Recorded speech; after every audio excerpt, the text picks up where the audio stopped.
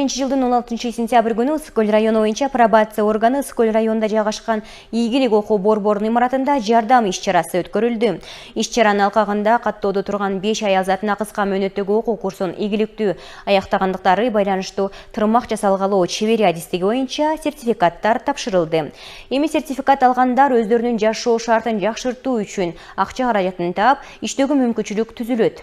Кардарларды ийгилик окуу борборунан Ысыккөл райондук социалдык өнүктүрүү башкармалыгынын жардамы менен акысыз өтүштү. Социалдык өнүктүрүү башкармалыгы менен иштерди алып барабыз. Бүгүнкү күндө жакшы иш-чара болуп өтүп атат.